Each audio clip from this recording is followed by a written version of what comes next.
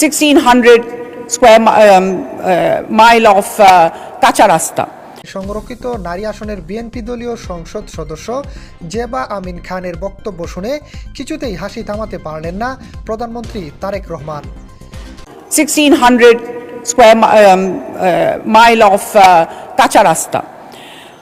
উনি হয়তোবা ভুলে গিয়েছেন যে অ্যাকচুয়ালি বাংলাদেশের রাস্তাগুলো যদি আমরা যারাই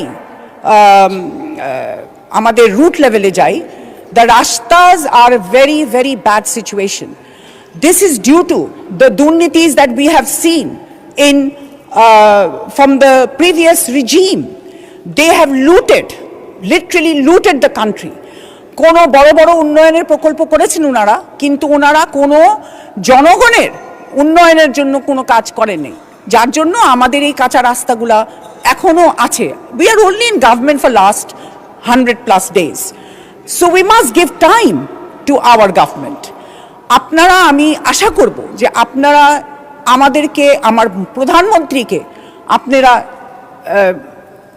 করবেন, সাধুবাদ জানাবেন। তার ইংরেজি শুনে সবাই রীতিমতো অবাক হয়ে গেছেন। এটি সামাজিক যোগাযোগ মাধ্যমে ভাইরাল হওয়ার পেছনে মূল কারণ ছিল তার বাংলা ও ইংরেজির অদ্ভুত মিশ্রণ এবং কিছু ব্যাকরণগত ত্রুটি। বক্তব্য দেওয়ার সময় তিনি ইংরেজি এবং বাংলা মিক্সিং করে বলেন, দ্য রাস্তাস are a very very bad situation.